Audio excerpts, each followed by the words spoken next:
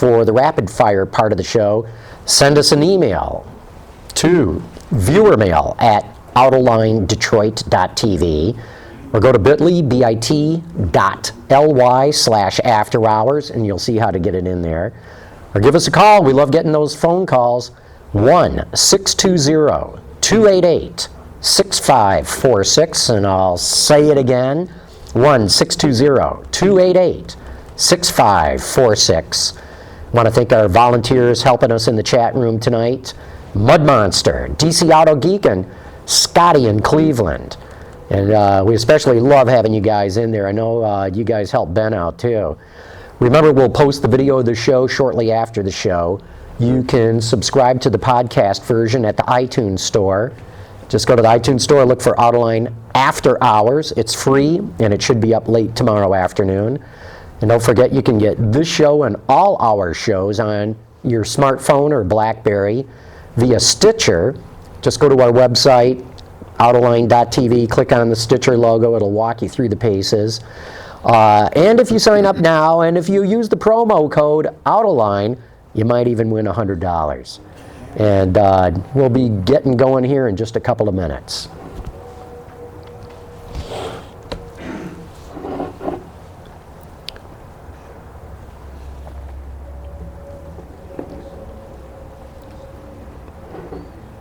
So yeah, I saw Jeremy at the Frankfurt show. Oh, did you? Because I didn't see him there, but yeah.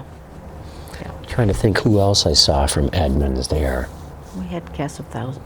Frankfurt show is so hard because you don't necessarily see everybody, you know? Yeah, it's too big. It's way too big. It really big. is too big. I mean, it's too many buildings. Trying to work to cover the show in 2 days. It's no way. So this year, for the first time, I just blew off all the press conferences. Just said, forget about it. I did too. Didn't even try to go to one. Yep. I like Geneva so much better. I like Detroit. Well, me too. It's a very easy show to cover. I mean, from a size standpoint, you know, it's. And everybody's in the same building.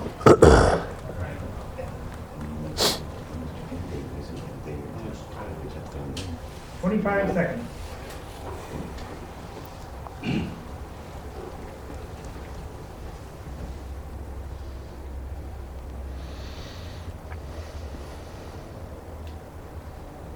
Too quiet. Are we supposed to? Well, are we supposed to be on? No, he's going to run a promo and then we'll get going. 3, 2, 1. Autoline After Hours is brought to you by Bridgestone, your journey, our passion.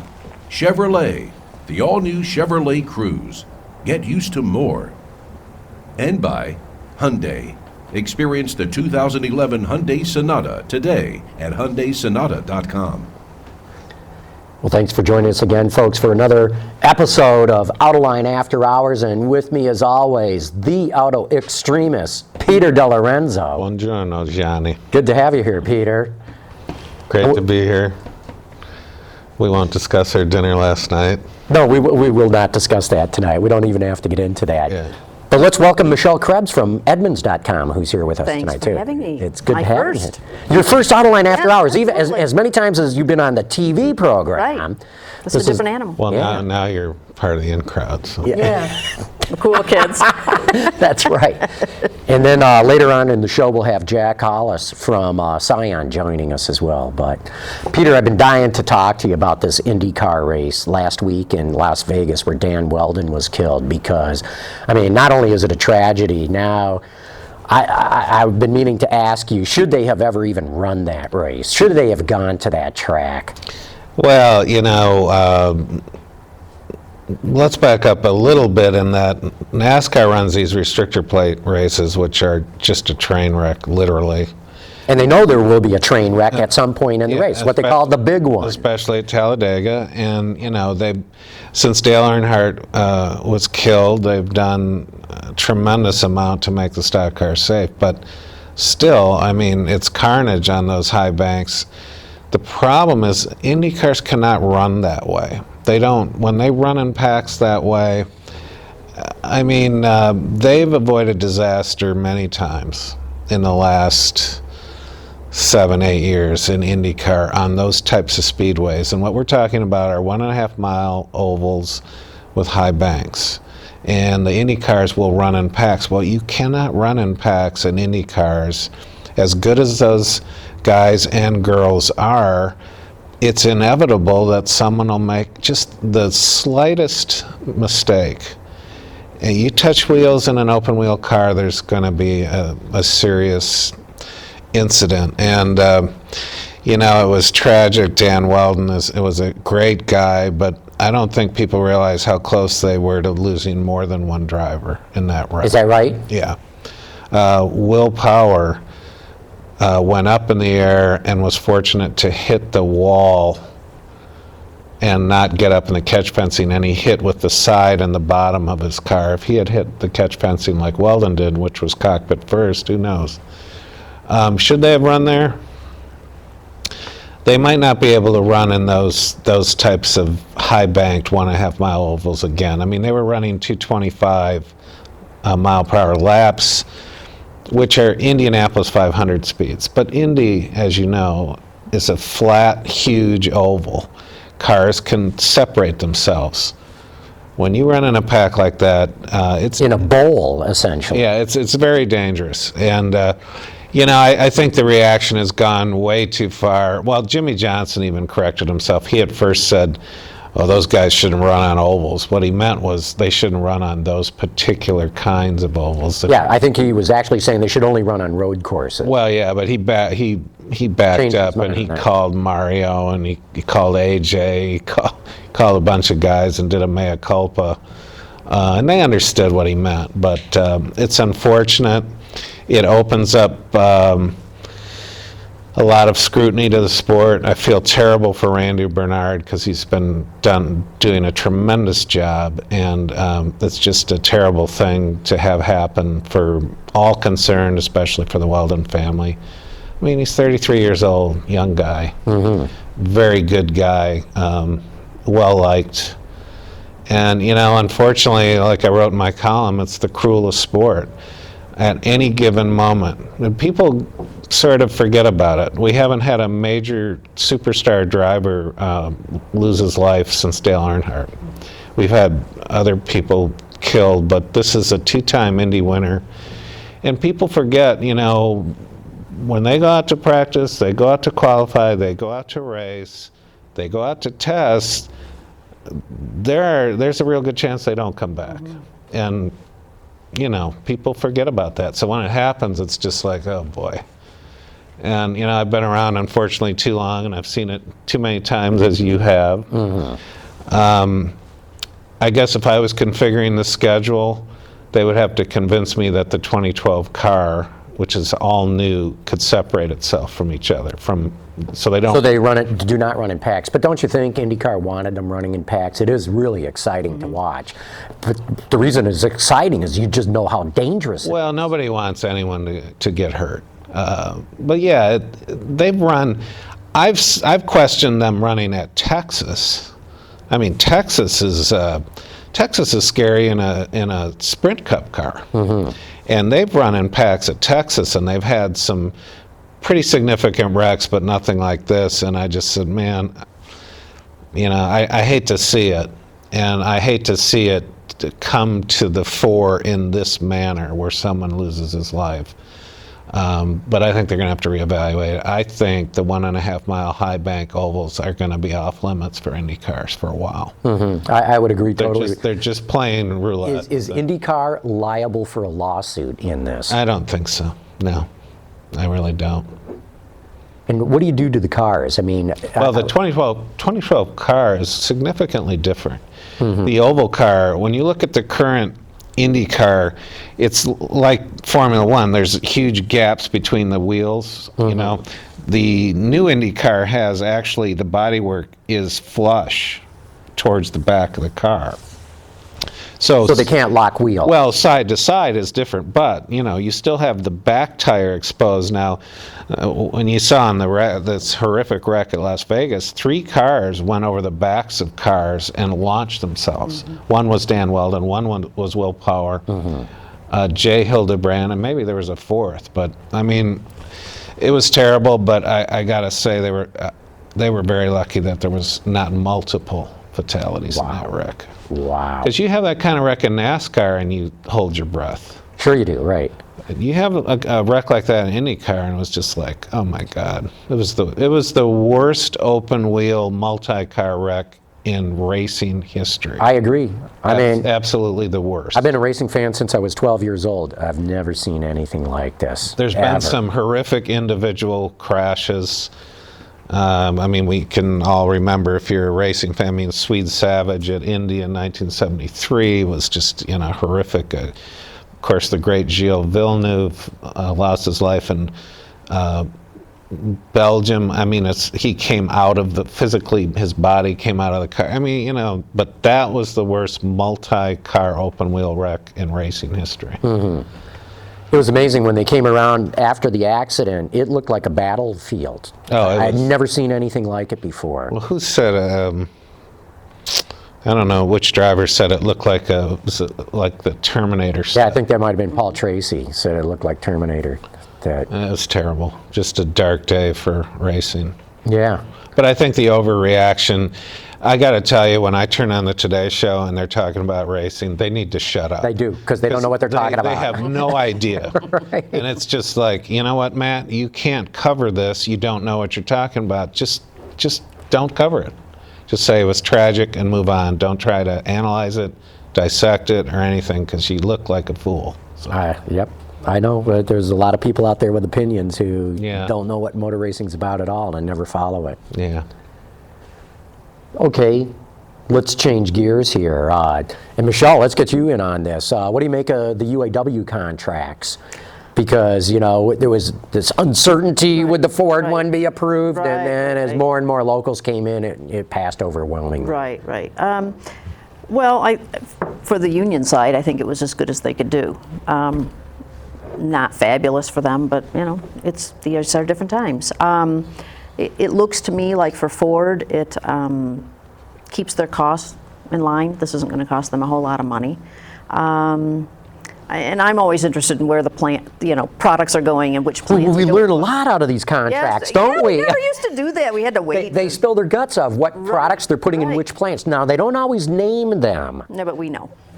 Right. Although they did name a lot of them today. They did. Ford did a call today, and we know that the spillover for the Fusion next generation is going into Flat Rock, and the Mustang. Now, are sales enough? Are they still going to build them in Mexico? Yes, that's my understanding. So, what do you mean Mexico's an interesting- spillover? Well, Well, they the make next generation Fusion right. should Next be generation will be a substantially better seller. Yeah, better seller. Which is, they're building on a strong base. And then we know that the Mustang's going to stay there, and then we've got a next generation Mustang coming. Mm-hmm. I think Mexico's interesting too because, my sense is there's a little trepidation about all of the manufacturing that's in Mexico these days and how, the situation is so volatile there with the drug wars. And one of the things that we saw from Ford is they're moving commercial trucks Out of the U.S. Mexico? out of Mexico to Avon Lake in Ohio. Oh, interesting. So, and Avon Lake is where they make the big Autoline van Correct. right now. Correct. And then they're going to make the transit van. The Euro Transit, which is in pretty cool. Kansas City, where they make the Escape. Mm-hmm. So lots of that's been the most interesting thing of these negotiations to me is how much they're laying out in terms of future product plans. Funny that you mentioned that about Mexico, because I know in the supplier community this is a Yes. concern right now. Yes. Security of their people and just being able to move goods in and out of the country. Well, right. And how do you attract people to take on those jobs when it's so volatile? You pay them more. Well, there's that. You give them hazard pay or whatever Well, it I takes. guess. There are people who will do that. I guess there are. I always find it amusing when we in Detroit say, oh, it's really dangerous down there. Well, it is. So, do you really think this is a victory for the UAW, though, in the sense that, come on, the No, not contract really, should have not at been all. signed a month ago? No, I don't think it's necessarily a huge victory either, but it's all they could do. Yeah, I don't think it's a victory really for anybody. This business is still a long way from being out of the woods. Mm-hmm. And I think it was well, John and I particularly get irked with all the histrionics that the UAW pulls. It's like, really, at this point, with all that's transpired, We've seen that on the company side too. Yeah, There's yeah, been lots of theater but during that's the these. best you guys can do, really? Because the deal they came to was the deal that they were going to come to last summer. That's right. If they just quit all the stuff and just say, yeah, well, this is all we can do. And I don't see them getting any step closer to doing any of the transplants, organizing them. I don't No, see that either. that isn't happening. No. And you say, Peter, the industry's not doing that good, and you're right on a historical standpoint. But I saw that the chief economist at GM and Ford said sales will get better next year. What are you guys at Edmunds saying? Well, we're figuring that out. We think that it'll be somewhat better. We're thinking maybe low 13s. Yeah, I think they're saying like 12.5 to 13.5. Right. We expect this year to come in at 12.7. That's where I'm just saying that the business, of course, has stabilized from 2008 and 9, but we're a long way from the old days. I don't think we'll ever see the old days again. I mean, I think we might. I do. Well, I think know we will. might. I know you're big on like 15,000 or whatever, and that's Million. 15 million. Yeah, 15 million. But that, when that happens, that's gravy. But right now, there's a lot of ifs, ands, or buts going on. I agree totally. I'd love to see 15 million. And the other thing that everybody's looking at pent-up demand, and we've talked about this a lot in our offices of, cars are over 10 years old, and there's all this pent-up demand. People are going to have to buy. There's a lot of pent-up demand, but it's only trickling out a little bit at a time. Yeah, So but I it's mean, like, I still take it as a very good sign because, look, the automotive industry right now is one of the few bright spots in the economy. The automakers here are making money, the suppliers are making money, the dealers are making money. It's one of the few bright spots, and would agree with that. I think it'll continue to climb. And I know, I was in the barber shop the other day, and this was a topic of conversation. I try to stay out of it, but one guy goes, oh, the only reason people are buying cars is because all they got are real old ones that are wearing out. And I said, yeah, but the point is they got the money to buy it. Mm-hmm. That's what we should be looking at, is that there's 1 million cars being sold every month, and that's pretty positive, I think. And credit, like we think this month will be a pretty decent month. It could be, a 13 SAR, somewhere in that ballpark. We're seeing pretty steady retail demand, but it's certainly not anywhere near the 15 million. We don't see that in our crystal ball anytime soon. No. Well, What were you saying, 15 by 15? Is that what you were saying? is that what I was saying? Well, I keep saying that population growth is on the side of the United States. We add 3 million people net to the population every single year. Now, if we can only get them jobs, that's one of the big problems. Well, that is a problem. But, we're adding something like 1 million licensed drivers. Mm-hmm. And, of course, they've all fled to the used car market, which is red hot right now. Red hot with prices going up. Right. But you're right, Michelle. We need to get more jobs going. But I still believe that as the economy slowly recovers, and I believe it will, you bet, 15, we'll go to 16. In fact, if you project out to 2020, if the economy's good and jobs are in place, we could do 20 million just in the United States, based on population growth. Because think about it, if we're adding 3 million a year from 2010 to 2020, we'll have added 30 million people.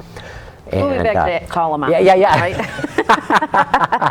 Right? So forget the 15 and 15. I'll say 20 and 20. Okay. Hey, we ought to take our first break right now because we got to thank our sponsors who make the show possible. And Ben, let's give a shout out to our friends at Chevrolet. Not only does the Chevrolet Cruze offer a ton of features, it features some of the best safety and maintenance in the business. The Cruze comes with rear park assist, which beeps if you're about to back into something. It has rollover mitigation, which means the car senses if it might roll over and applies the brakes to the outside front tire to bring the car back under control. And it has OnStar Vehicle Diagnostics, which sends you emails about the latest status of your car. And you can learn a lot more about it at Chevrolet.com/Cruze. Hey, Peter, speaking of Chevrolet, you just got word that they're looking at reviewing their agency. On a global basis, yeah. Not in the U.S., Not right? in the U.S. Joe Luana, I think this was inevitable. Realistically, they're about 4 or 5 years behind Ford and getting a handle on this global marketing thing. So, yeah, it was expected. It was, I mean, Joel's determined to turn it around, so. And they're determined Chevrolet is going to be our global brand, you know, so. We saw hints of this last week at the Centennial when they showed ads from around the world. Yeah, and I from all the- admitted I was invited and I didn't go because I saw the agenda and I thought, you guys are kidding yourselves if you expect the media to pay attention that long. But they, you know, when they're immersed in their stuff, they think it's all good, and it's just like you can't. I understand you can't step out of it. And Jack will probably comment about when you're immersed in this stuff on the manufacturer side. I mean, you are immersed, and so you think that, well, this really means a lot to us, and this is going to be important. We got to get this out, and that it's impossible to step out of your skin and, you know, go down the road and look at it from a distance and say, who gives a shit about that, you know? So I understand why they did it, but I took a leave. I didn't go. What was interesting there, though, they showed all these ads from around the world, and they were sort of setting this up because they were saying the values across all the different countries are basically the same, and so there's no reason you can't do more global type advertising. But when where the manufacturers get in trouble is they throw out that global mantra and they say, yes, we're going to have consistency and blah, blah, blah, blah, blah, blah, blah. And then the specialized regionalization where they don't capitalize on regionalization because they're so global that they miss opportunities in regional markets, and that's a fine line, and they're still learning that. Flexibility. Yeah, no, that very much is a fine line. And I know in so many products, but especially. And I know Ford's running up against that. I mean, it's great to be one Ford, great to be global, all, you know, buying raw materials and all that, but this marketing thing and the advertising thing, it's not more nuts and nuanced. bolts stuff. You have to be much more One flexible. size does not fit all. No, you have to be much more flexible. Hey, you were referencing Jack. It's probably a good time to bring Jack on the set with us here. Come on down. Yeah, come on down, Jack. And you know, this is very low key. You got to put your own microphone on yourself there. Just clip it on. But we're being joined right now by Jack Hollis, who is the head of the Scion brand. Sure. And it's great to have you here on the set with us. Thanks for having me. It's been hanging out in Detroit for the week, and In from California. yeah, I leave the 80-degree weather to some rain and chilliness, but it's been a great week. It's been great to hang out here. So what's going on with Scion these days? You know, when the brand launched a few years back, it was red hot, and then it, as we used to say in my track team, it kissed bricks. It just came into a wall and hadn't been going much from there. Well, I can tell you tons about Scion. For 1 second, the comment about marketing and how we all as manufacturers get into it. You know, it is interesting because it becomes really myopic quickly, and everybody, it doesn't matter who it is. No, it doesn't. You think you're the best, and you think your message really is making a huge difference. And in some cases it does, but the word is flexibility, because things are changing way faster than our cars can change, our companies can change, and you know the whole movement with social media, and even a show like being here is it's about being responsive, but it's really about, can you, one, not take yourself so seriously, but have strategies that are flexible enough to move, whether it's globally or locally. And I think that's one of the things that I think is going to change a lot in this industry, whether it's 15 million or 20 million or whatever it might be. I really do think it has to do with who can be flexible. And again, don't get so serious that one move is going to change the viewpoint from 100 yards versus the viewpoint from 10 yards. And I do think that's critical. And I found it insightful to think that we all think that every single thing we do is going to change. I've been on both sides, but I understand. I mean, you get immersed in this stuff, and it's almost impossible to step away. Yeah. And I used to joke when I first started writing Autoextremist, I wanted General Motors to move all the upper executives to Austin, Texas for 2 months. To go to a market that auto industry is like buried in the business section, not on front page. Auto industry executive moves, doesn't even register, and spend time in an environment where people just don't care. But you know, then I decided, boy, why pollute Austin like that? That'd be a bad thing to do. Austin, I like Austin. I love it. I'm just saying, it's a bad idea. Speaking of, what happened to this car here? Yeah. We have a car. We have a car in the studio with us, the IQ. It reminds me of Yeah. a Ronnie Reagan movie where he wakes up without his legs and says, "Where's the rest of me?" See, you guys are giving me all kinds of fodder here. Where am I going to go? Because I'm going to answer both your questions at the same time. Well, we're flexible here, Jack. See, you know, This is a momentous Autoline After Hours. First time we've ever had a car. we're in our new studio, and we're able to bring a Studio. car in the studio. So Well, this is the easiest one you'll ever get in here. this is It's true. Well, we're honoring Michelle's Yeah, first my- time on the show, yes, and yeah. my first time, and first time to drive through the doors here to the show. You know, the IQ is it's a really fun car, and really enjoy it. And it obviously fits in here pretty easily. It's a 10-foot long vehicle. We like to show it as a picture. Sometimes sitting right up underneath the basketball hoop. It's kind of a fun little picture. But it's been it's a good car, and it's Roomy for two. roomy for 3.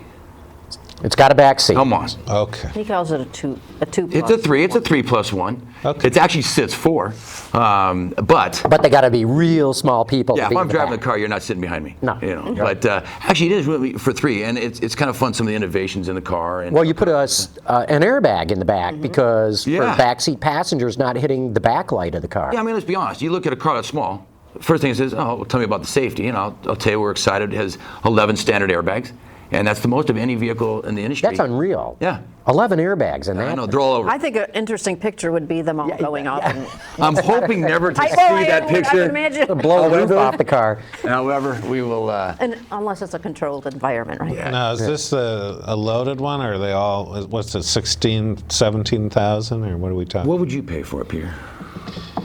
Oh, that may be too loaded. Let me answer where you would pay $15,995. Okay, cool. And Is that with destination? with destination, Okay, good. with Scion Service Boost for your 2-year free maintenance and three years roadside assistance, that knocks your socks off. Do you get an FRS with it? Well, if you do, I'll put your name right on that list. But it's going to go right behind my name. Yeah. Okay. No, Sorry. that's cool. And my son's name too. but- That's his name. Yep, money. Actually, the IQ, it goes for under 16,000. That's with destination with the things I mentioned. There are not many options on it, right? No, it's Scion. We have really where we started from 8 years ago until today, and continue to look at the model, but as a mono-spec model, bring in a well-equipped vehicle, and then allow the people to personalize it from there. Give them a good blank canvas, play with it, decide what you want to do with it, and make it your own. And we still see that being very successful for Scion. Now, does this still have a typical Scion color palette? Is it going to be a lot of available colors, or just a few at launch, or what do you Well, Michelle, you got to see the one unique color yesterday. That was our hot lava. Yeah. Or a couple days ago, you got to see it. Yeah. A couple grays, I think. Yeah, it'll be similar.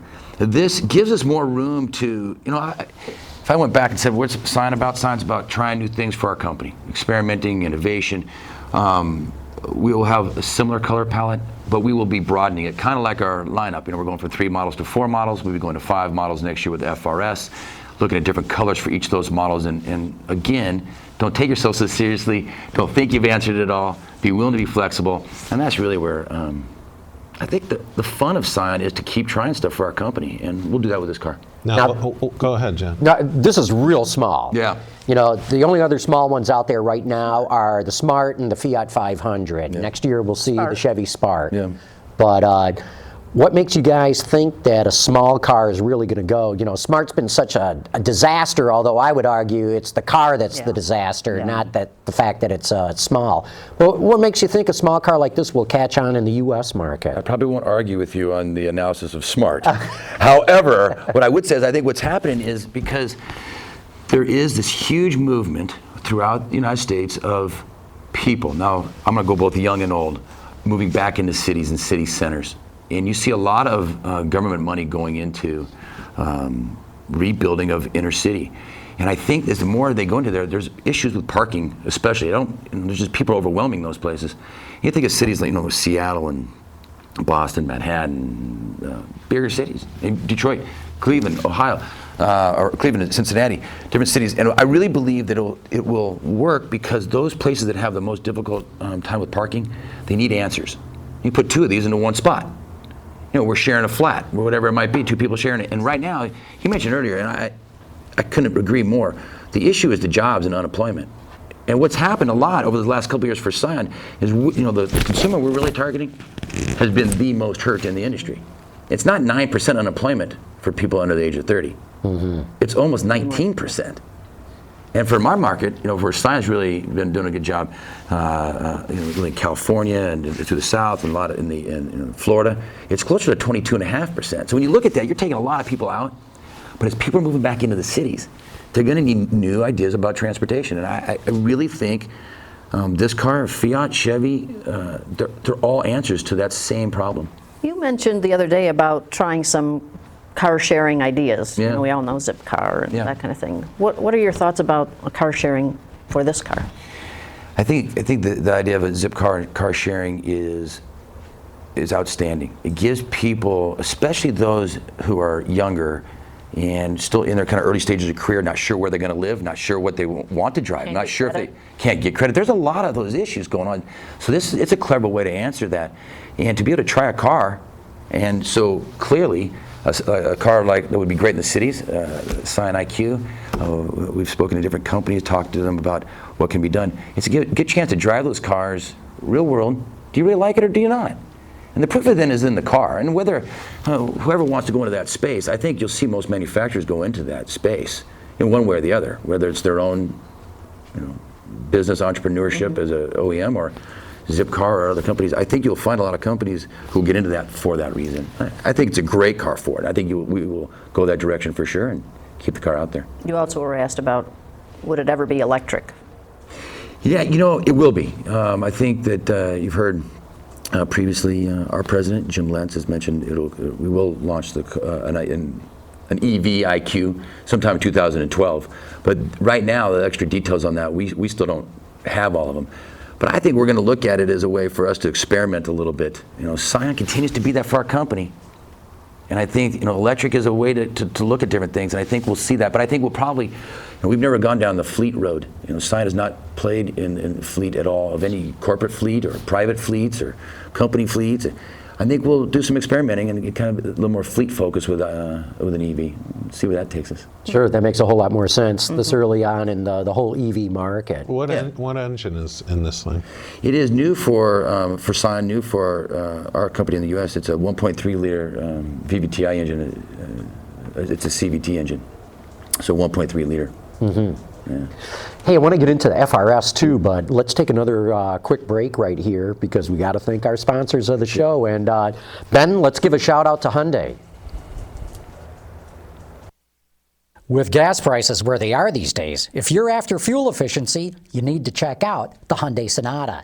There's 3 different models to choose from. The 2.4-liter GDI, which delivers a segment-leading 35 miles per gallon. Then there's the 2-liter turbo, which offers 274 horsepower, yet delivers 33 miles per gallon. And the brand new hybrid that provides a combined 37 miles per gallon. And you can learn a lot more about each one at HyundaiSonata.com.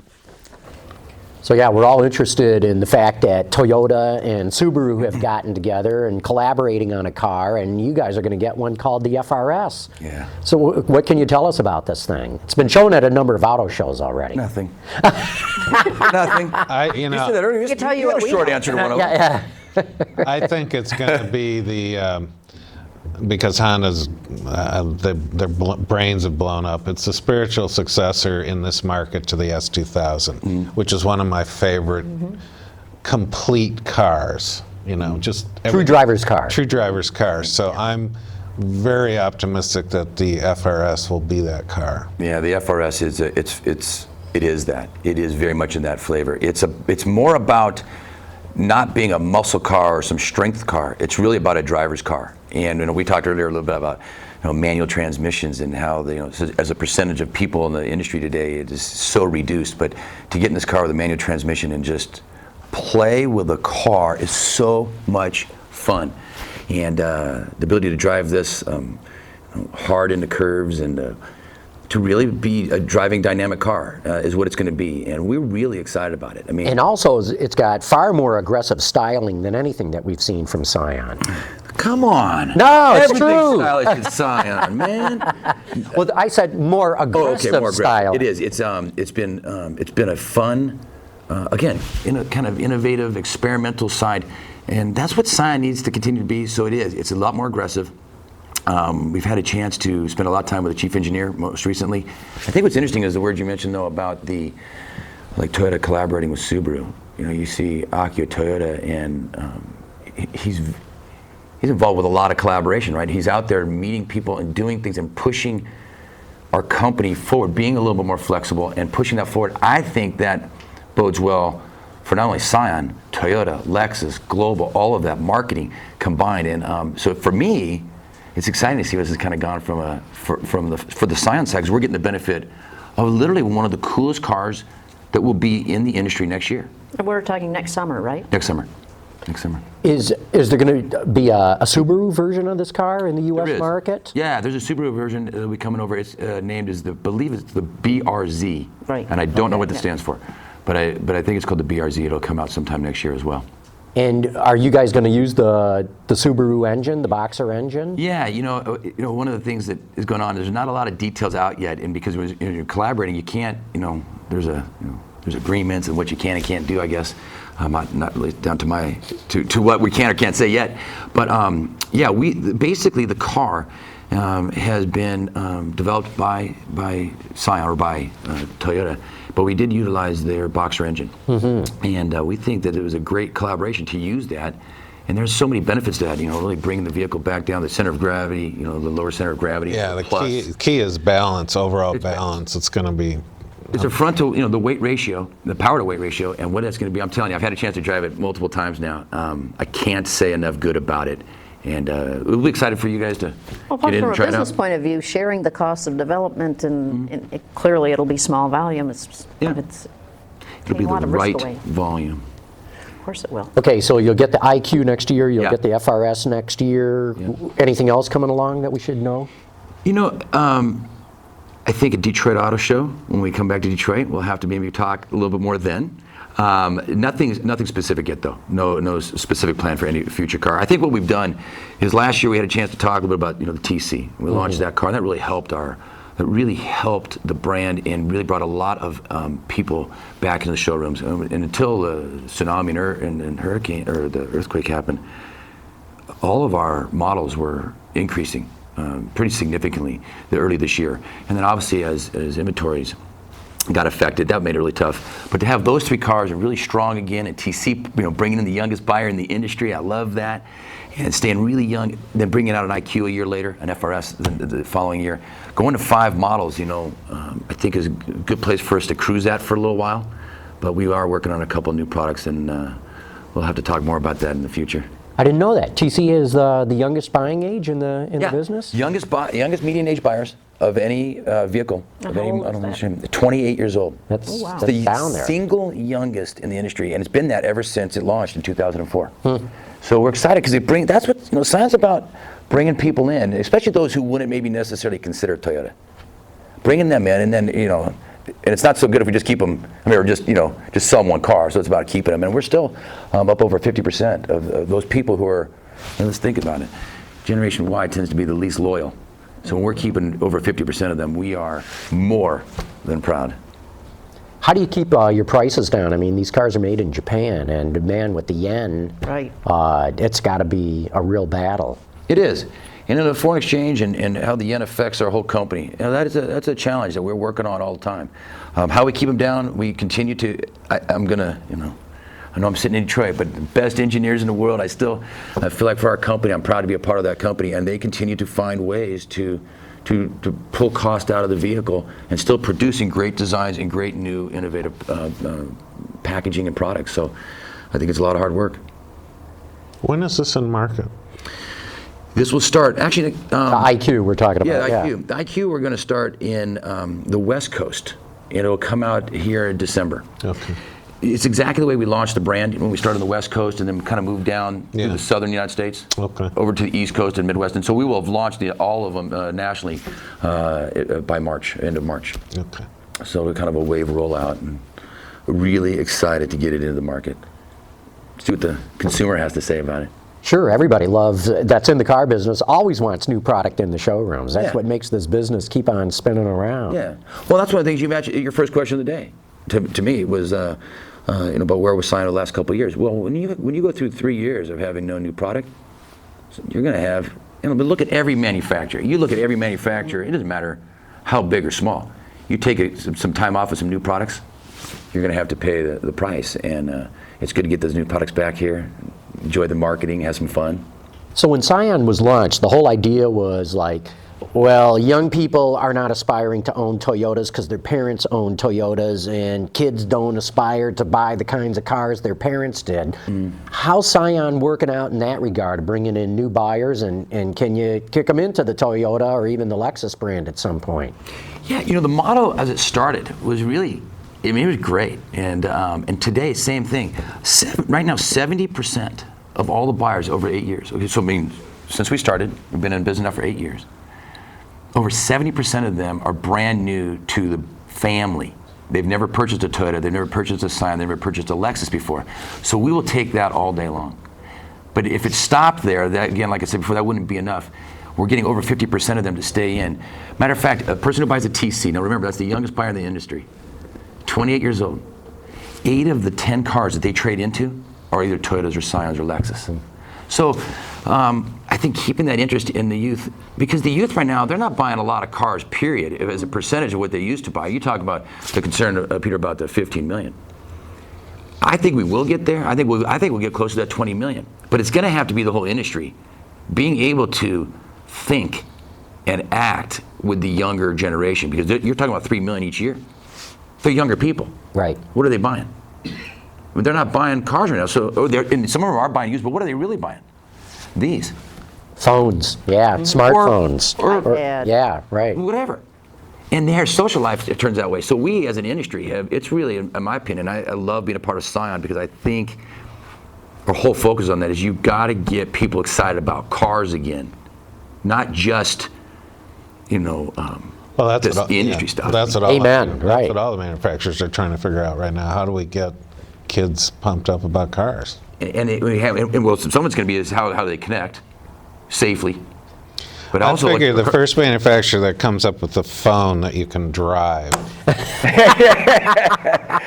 Maybe we can go in business together. Yeah, that'll be That's it. right. That'll be it. But that's why we're excited about a car like an FR. iPhone, IQ, I see where you're going with the name, yeah. A lot of good things with I. Hey, let's get into the rapid fire section of the show, where we get into everybody's questions and from the audience. But we got to give a shout out to our great sponsor, Bridgestone. And Ben, let's bring that up. Look at this. Bridgestone's using natural rubber, researching ways to enhance its quality and performance, and making their factories more environmentally friendly, producing products that save on fuel and emissions, and some that can be reused again, and promoting eco-friendly and safety driving campaigns. One team, one planet. Bridgestone. Okay, it's time for rapid fire. And Ben, let's bring up that segment of the show.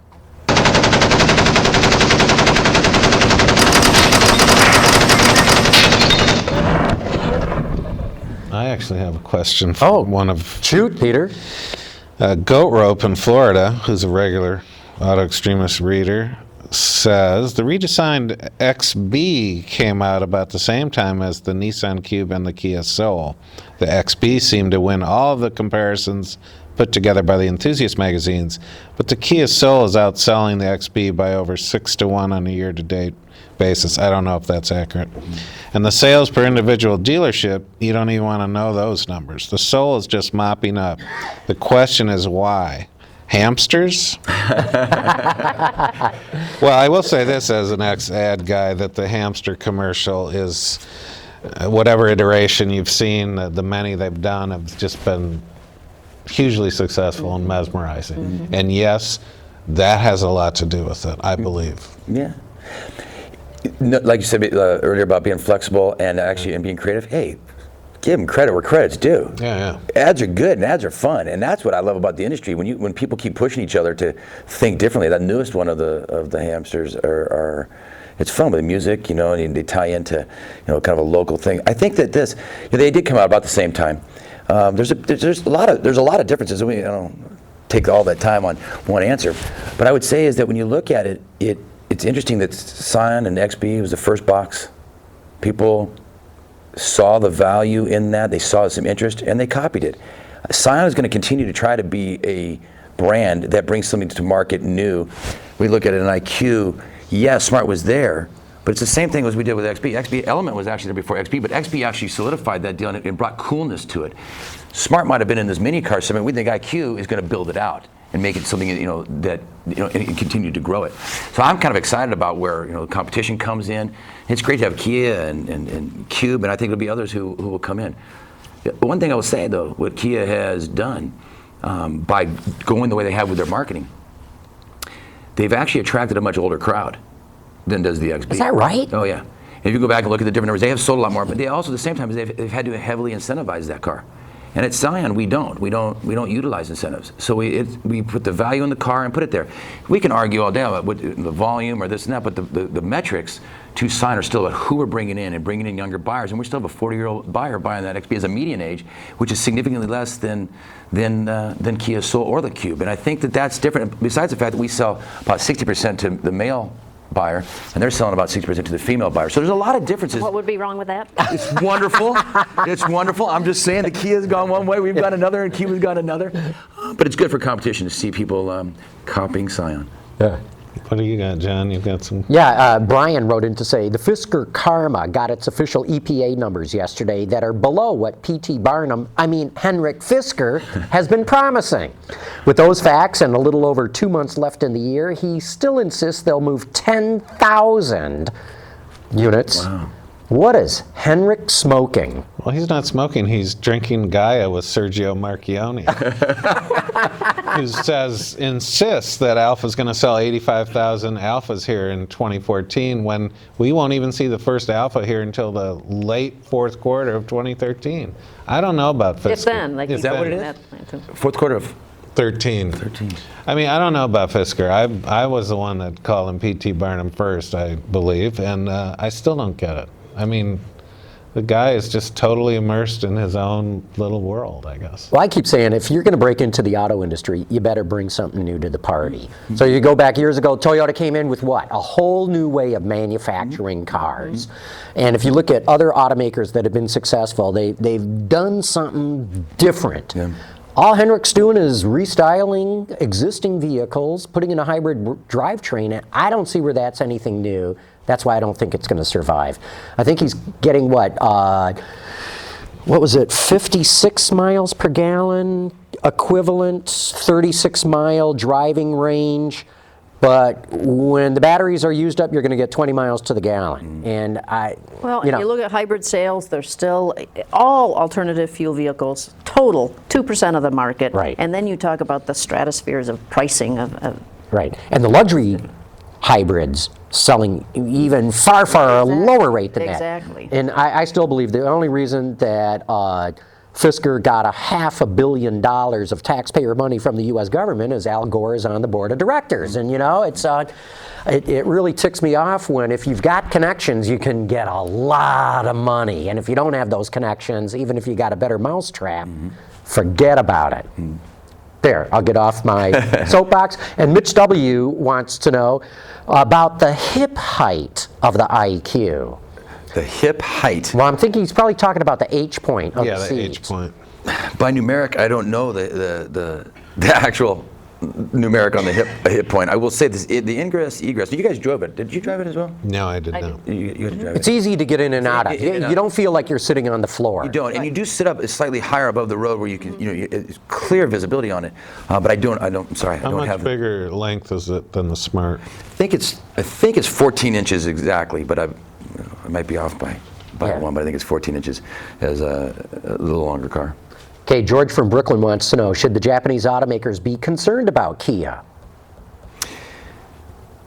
You know, Let me answer that. Yeah, I'd say yes, you should. Of course they are.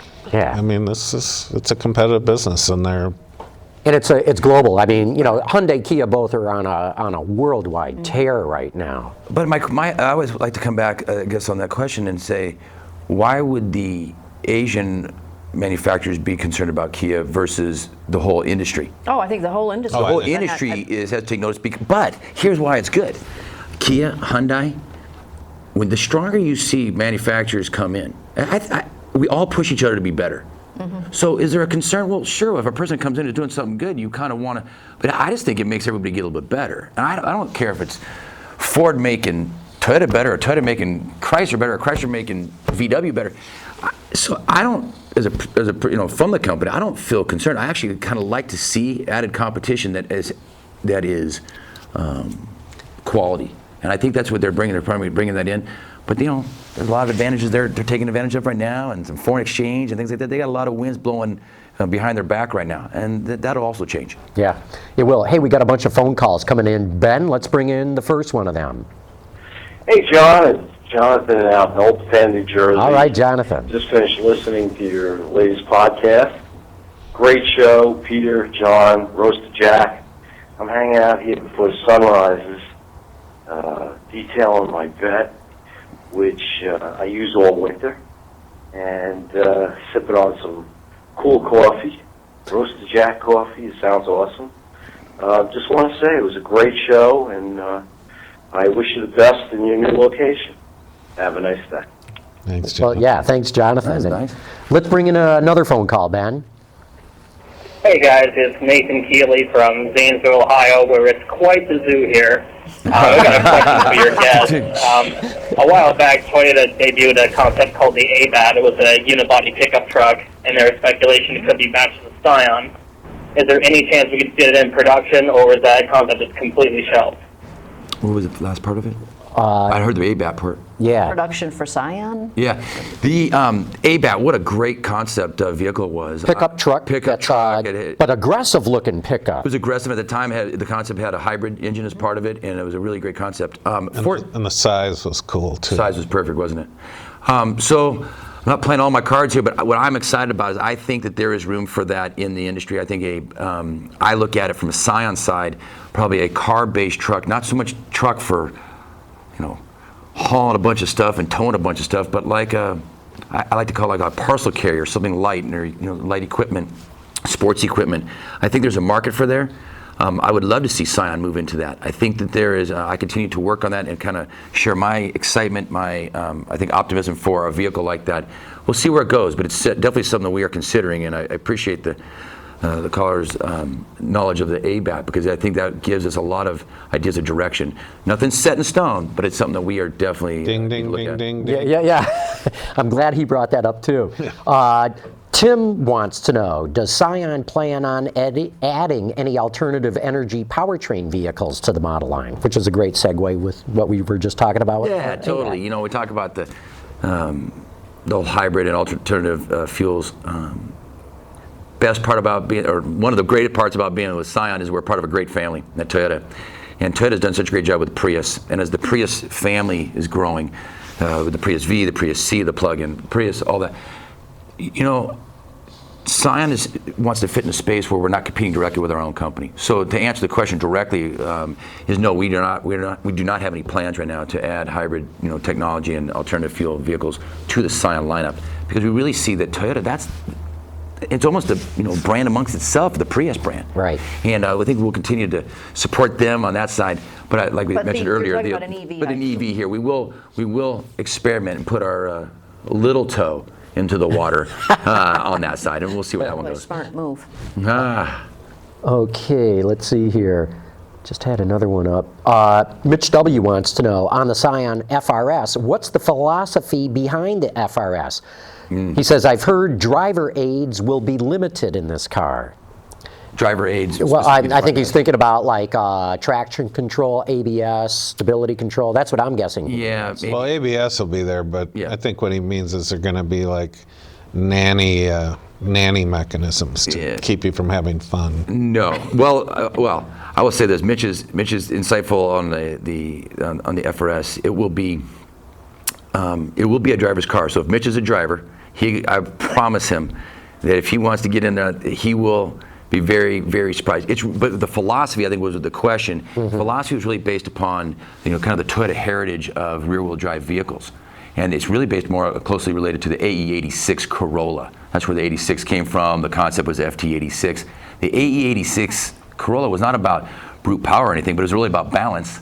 It was about the maneuverability of that car, the braking of the car, the playfulness of the car. So like that, we'll carry that over. So yeah, I love hearing about that philosophy, because that's my preference, is a really well-balanced car. I'd trade off power for a well-balanced car. I think you and people who understand cars and who want it, and that's who this car will appeal to, and it will answer their hopes. Mm-hmm. Ben, we've got another phoner. Let's bring it in.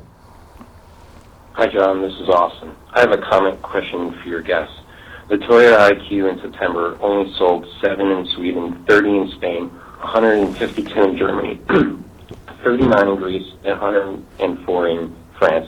In the first 6 months, in all of Europe, you only sold a little over 6,000. Seeing how it has already been a huge failure in Europe, even though city cars are very popular, what makes you think that would be a good idea for the U.S. where city cars aren't that popular from the start? Thank you. Bye. Yeah. So he's saying it's not selling very well in other markets already, the IQ. It actually, so he mentioned all of the European cities and the markets there. In Japan, he didn't mention Japan, where it does sell very well. And I think that in the U.S. where it's different is, in Europe, you're having a lot of small cars, a lot of competition, and as in some cases, Toyota and that vehicle coming in late to the game in comparison to others. We're talking about in Scion IQ and this vehicle being new to the party, being a starter in the party. And I really also see there's a movement at the same time of youth and people moving back into cities that's not like that. I mean, it's established in Europe, and there's established names and brands and cars. And coming into that late, I think that was what hurt them there. Here, I think it's a little different. And I think that the marketplace is a little more open to something that's new. And the cities are, as they're growing, are having more needs. I think we'll answer those needs. And you aren't looking at enormous volume for this car. No, matter of fact, we talked about it a little bit yesterday, or a couple of days ago. Our plan, we don't, Scion rarely has any, we don't really put sales targets, but somewhere between 1,000 and 2,000 a month. So it's not as astronomical numbers either. But we see that somewhere between 1,000 and 2,000 once we're up to normal speed. We think that should be very achievable, I would say. Yeah. Well, but that's the nice part about it. We'll start from there. Consumers tell us more. Shoot, let's go. Right. We're on board for as many as you want to. If you want to ask for, we'll make them. Okay, Goggles Pisana wants to know: would you consider using the Scion FRS for the Long Beach Grand Prix in the future? And I think what he's getting at is the celebrity pro race thing that takes place there. Peter, would you use it in the? Well, I hope you guys actually run it in some of the other road racing classes too. Yeah, we will. But yeah, it's a natural for the. It's a natural for Long Beach. It's a natural, and I think what you'll see is a natural in the Drift Series. Yeah. Scion and the Drift Series has really grown. We've had some fantastic drivers who've been a part of the Scion family for many years now, and I think bringing this car out gives them another entry, another play toy in racing. So we look forward to that. Yeah, Ben's got it up on the screen there now, the FRS. And that was at, that's a shot from New York, the auto show when we launched it here in last, I guess it was May? April, probably. April or May. I guess April. And it was a lot of fun bringing that car out in New York. And then. But yeah, that car looks like it belongs on the track. Yeah, and wait till you see the production car. It'll be just. So it's not diluted too much, right? Nope. Okay. Okay, we got another question that goes back to your comment, I think, about the low buying age. DC Auto Geek says, recently I conducted an unofficial poll with Veloster buyers, Hyundai Veloster, on a forum, and the average age was 36.8. So he goes on to ask, has Scion seen a change, plus or minus, in the age consideration demographics? Have you seen your average buying age change, I think is what he's asking. From a total brand standpoint, and by model, we really haven't. If you're talking about over the last 8 years, the original XA, when Scion came out with, had a median age buyer of around 42. And the current XD has a buyer age of right around 42. I mean, it's months. XB, the original one was, and people don't realize this, the first XB, how old do you think the median age buyer was? Of the original The original XB? XB, it's smaller, it's boxy. What do you think the median I'd say age? like 32, 33. 32? Well, I'm an owner of one, so. Oh! You skewed my answer. I like it. That's okay. But my Peter, son what do you think? drives it, so, you know. In the 40s. In the 40s. The median age of the original XB was 39. And so the new one now is 40. So it's been very, very similar. Now the TC is what drives the age of the brand, and so it was 27 and now it's 28. So even though we've gone bigger in a stronger vehicle in the TC and added a little more expensive, it's still only got 1 year older. So we have not seen a change for the Scion buyer from an age demographic standpoint. Good. Do you have a bright orange available on the TC right now? We do not have a bright orange. What was out in front of a Yellow. Toyota? Yes. Bright yellow. So that's what I wanted to bring up. There's Kia and hamsters. I need all of you and anyone who's watching to go on and look at Scion. Go to Google, type in Scion Zeus.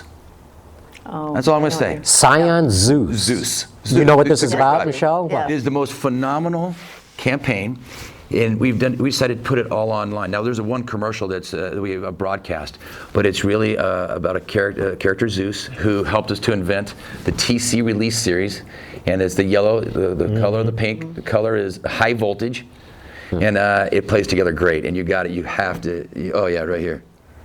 The God of Awesome. It's so much fun. But you know, Peter, I still appreciated the comment you made earlier about the marketers and how we all are looking at it.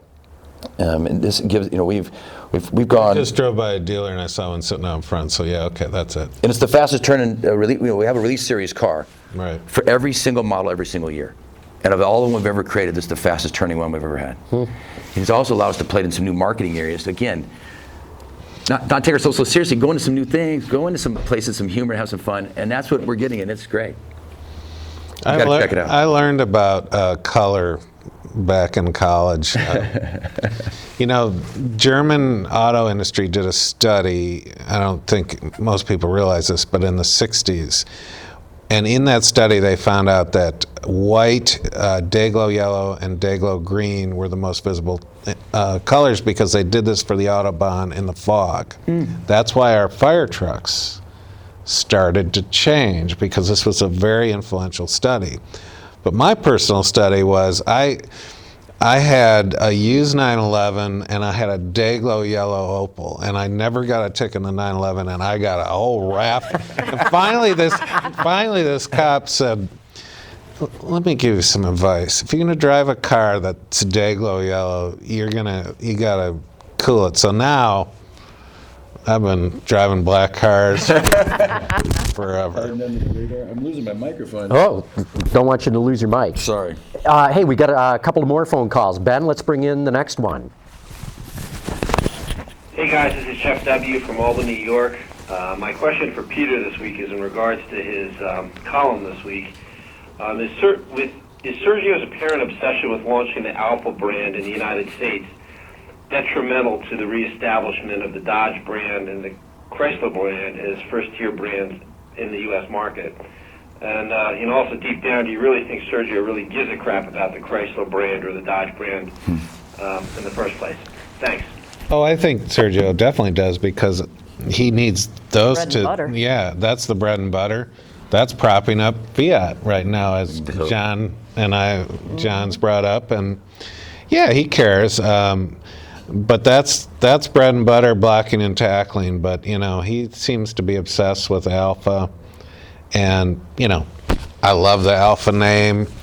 I love the old Alfas. The new Alfas do nothing for me. I mean, yeah, they're sort of cool, but what it takes to launch a brand in this market is staggering. Now, I put between 200 and 300 million in my column, and that's just minimum to launch a brand. I mean, to do a proper campaign, you're talking 100 million. Okay, that's with an existing nameplate.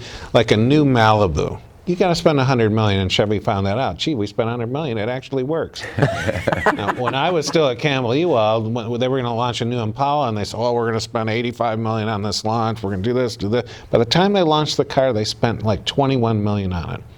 Guess what? It didn't sell. Gee, why does that? How does that happen? But so to launch Alpha, I mean, who remembers Alpha? I'm sorry, but it's a certain age group. That's right. And so you're starting from scratch. Now Sergio sees, well, that's an advantage because then, well, yeah, it's an advantage, but then you're really going to have to shell out the cash. And guess what? Sergio doesn't like to shell out the cash. He wants everything on the cheap. He wants to, we'll get another M&M spot for Alpha, we'll be good. It's not going to work that way. So, you know, I don't know. I wish those guys the best, but Sergio needs to sell Chryslers and focus on that, because I think this Alpha thing is about 80% pipe dream and about 15% espresso. Well, and they've stubbed their toe already on Fiat, and the dealers have put up this money to put it. Oh yeah, it's just like, and then that's been fits and starts, and Alpha's been fits and starts. There's a trust issue, you know. Yeah, Sergio says. Reluctant to put out Sergio says we're going to sell 6,600 to 7,500 every month. You know, they're right at 3,000. Then he says we're going to sell 85,000 Alphas in 2014. Really? Because the first Alpha probably won't even show up until December of 2013. How does that work? You know, not only does you got to spend the money, but it still comes down to who's selling those cars. It's the dealers. And the dealers and the dealer body and the relationship with that manufacturer and how you work on things as a team is so critical. And it's harder than ever today to break into that with different dealers. So, but to find the best, that's still the secret sauce, is the dealers. I mean, that's exactly where those relationships have got to be built, and that's still the hard part for anybody breaking in. Well, between now and the Alpha, the ghost of Alpha, there's going to be a CUV, right, based on the 500, some sort of little crossover. But when are we going to see that? 2012? I don't think so. End of 2012 maybe. But so if I'm a Fiat dealer and I went to the mountaintop with Sergio, and Sergio brought the tablets down and said, you spend $1 million to $2 million with me, I guarantee you're going to be swimming in dough by 2013, 14. And they're looking at their watches and said, wow, that's a lot of 500s I got to be selling, and that's not going to pay my light bill. So. And I'm sure not going to just take the next jump to Alfa Romeo. Yeah. Okay, Jeremy Jones in Dallas wants to know, Jack, if Scion plans to bring out new technology like Toyota's Entune. Yeah, matter of fact, we won't use the Entune system. I think, again, Scion's... You need a different brand name, right? Yeah. Well, yeah, I mean, or in different systems. Scion is about, again, experimenting, innovating, so we're working on that, and that's, again, things like Detroit Auto Show, New York Auto Show. Jeremy, stay with us. We will be able to talk to you a little bit more about that, but that is critical to where we're going for younger consumers. George from Brooklyn wants to know, where do you see Scion in the next 10 to 15 years? Yeah, I see Scion driving you to that 20 million by 2020. All right. That's what I see. 20 and 20. I see Scion staying very consistent with youth, continuously changing with the youth market, and continuously trying new things for our company. Listen, the best part about this for Scion is we're within the Toyota family. Toyota's going to be here forever. How do we continue to find new things for the Toyota brand globally? How do we do it? Let's keep trying things. Well, Scion gives us a chance to try things with youth. Let's do that. And I think we'll be in the same place 10, 15 years from now, is continuously trying new things. And I'm confident it'll continue to grow. Ben, I think we got another phone call come in. Let's bring that in. Hey, John, Rick from San Diego. Hey, on the Scion, is Scion planning on ever offering something like a Fiat Panda in the U.S.? And on Chevy, will they ever learn how to market a Malibu? I mean, they're hopeless against the Fusion and the Sonatas and the Camry. Forget about it. Any thoughts? Thanks. On the Fiat, which car? The Fiat Panda, which is this, very low priced car. Yeah. I think, this is low price. Pretty soon, 15 grand is going to be, that's going to be it. 16 grand, that's going to be it. Yeah, but I think what he's getting, isn't the base Versa like 10 grand, and I think I don't think it's 10 grand anymore. No. Okay, 11 grand. Probably. And that's with nothing. Nothing. They're not selling them at that. No, they're not. But, and then what's the other cheap one? Isn't the Kia Rio very low price too? So. No, I don't think Scion will go into that. I think the Scion IQ is where we will be from a lower end, an entry level point. I think you see a lot of manufacturers though finding, that sub 20 are still trying to find sub 20 cars, but just the federal regulations and a lot of the safety standards and the different rules are taking the prices up. You can't have sub $10,000. And in your case, currency situation. In currency situation as well. So you put them all together. I think the IQ would be the answer for Scion. And as far as marketing Malibu, we'll see what they do with the new car. Right. When the new car comes out. Because they've really been putting their efforts on the Chevy Cruze. Malibu's sort of lost a marketing momentum. Well, it's funny, GM has, jettisoned all those divisions, and they said, well, we're going to focus on these divisions, and guess what?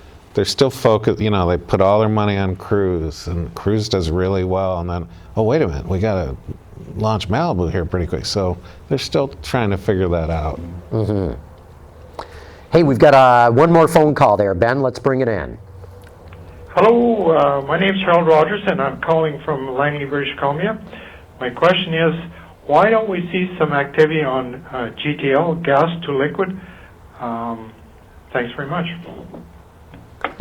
That's a good question.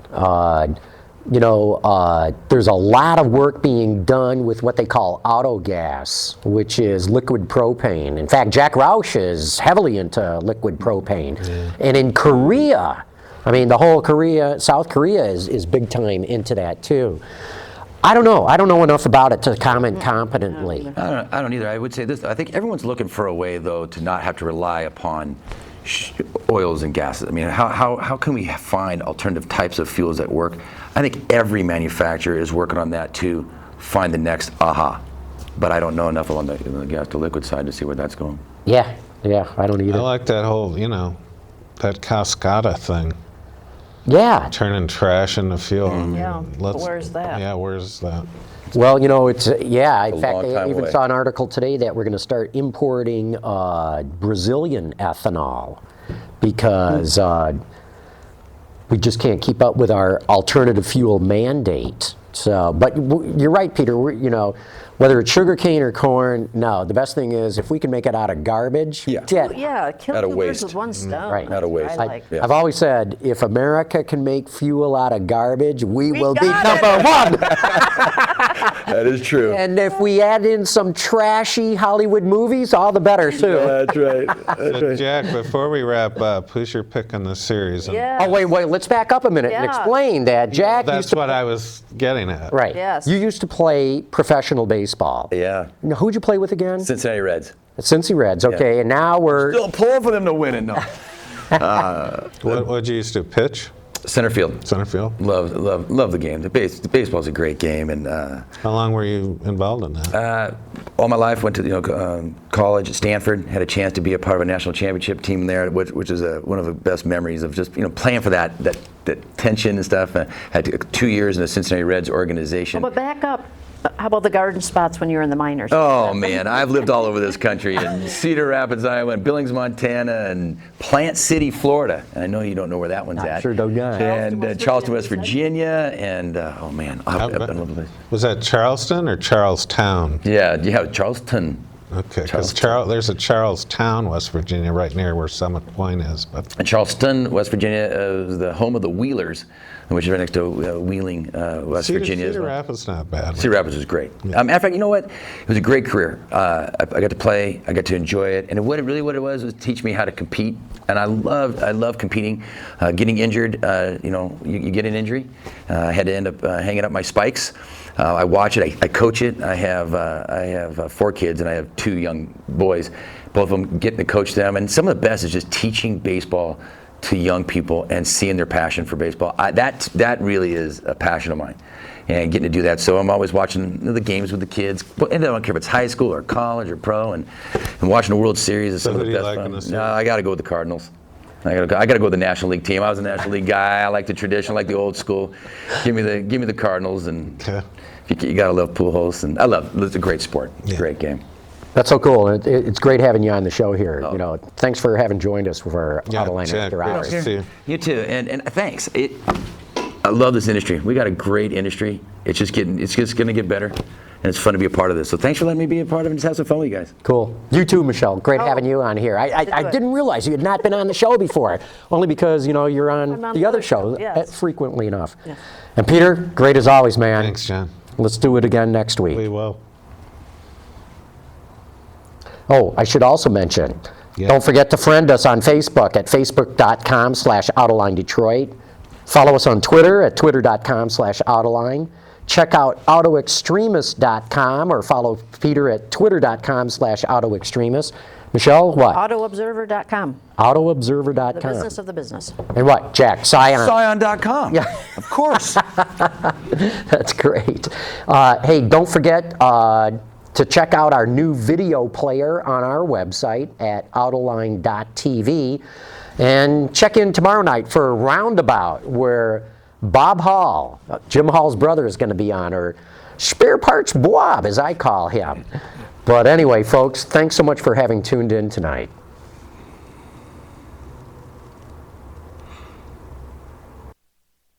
Autoline After Hours is brought to you by Bridgestone, your journey, our passion. Chevrolet, the all-new Chevrolet Cruze. Get used to more. And by Hyundai. Experience the 2011 Hyundai Sonata today at HyundaiSonata.com. So I expect Scion to be one of our sponsors. That's right. Absolutely. I was waiting. I was like, somehow they're gonna, I see Honda and Chevy. Where Scion's at. Just saying. Just saying. I gotta run. I'll have to run Zeus on your spot or something. There you go. You know, when I saw Joel Obonic, I said, have you seen what we've done for Cruise? Have you seen? That's right. That's exactly right. It's fun. It is. You know, we are in a great industry. It's just, it is tough when it's. When it's tough, it's tough. When it's 12 million and. It's tough. It's brutal. It is. No, it is brutal, but it's look, to your point, it's a great industry, and it's an industry that really truly does matter. It does. And it matters too. In so many ways. And the only concern I have is that, are we doing enough as an industry to really bring in those 3 million per year? I mean, I know I'm focused at Scion and we're really looking at youth, and everyone talks about focusing on them, but talk and doing are different. And we got to get people interested in the fun of cars again. Right. We've sold them on the fun of iPhones and fun of iPads. There's so much that's not fun about it, you know? Trying to get credit. But, I mean, I went through this with my daughter. It's hard. She did okay. It's hard. Credit, but, you know, the insurance part. I mean, she said to me, Mom, did you know how expensive cars are? It's like, yeah. It's incredible. And to your point, I mean, Versa, yeah, it's around 11,000, and the Kia car. Rio. Yeah. It's down there. They're not selling that well, but the fact is selling cars that inexpensively, it almost can't happen. You can't decontent a car enough because of, I mean, there's just some base costs. Well, you know, here's the difference. You know, when I got out of college, I got a job at the Ford Rouge plant, and inflation adjusted to today's dollars. When I was 18 years old, I was making $50 an hour in today's money. Is that right? Didn't include benefits. Really? That was $50 an hour in today's dollars. So when you say and I bought a car. Yeah. I worked one summer. I bought a car. It was a Ford Pinto. You know, okay, but paid for all my schooling that year and had money left over. And I worked 3 months in the industry. Well, you can't, I don't. So I mean, that's how you get young people buying cars. Is you get them to making $50 an hour. Well, but look at the college expense too. Oh my gosh! Right. It's not like when everything. We just got done. We've had a great this year. We've spent a lot of time on a youth study, really kind of looking at, you know, we keep thinking, you know, youth, like you said, back up 100 yards and see what does a youth look like. So we've done that, and what you're finding is everything that we did at 16. I mean, I got my license the 3 days after I turned 16. I couldn't wait. Right. I got into a car and I had my dad help me, and I, got a used banger. And there's a lot of kids who. They don't care. Yeah. They do. So they're not. So there's 3 million a year, but those 3 million that are coming on per year, they're not 16. They're older. They're 18 and a half, 19 years old. Right. That's the start. Right. The other part about it that if there's a frustration, is that the credit side, none of the credit, because of all the banking industry, even the captives, it doesn't matter who it is, nobody wants to really go after that half risk. So if it's a ghost who's had any credit before, no one really wants to pick that person up. So there's a credit side, there's this cost side, it's tough. They have debt. Like you said, it's a lot of paperwork, it's a lot of bureaucracy to go through to be able to buy a car. And the insurance, I mean. Right. Right. Okay. Well, it is bureaucracy. I will say, as a plug for Scion, one of the things that we will stick with, I didn't want to bring it up, but the idea of the pure price model that we've used, where you really have one price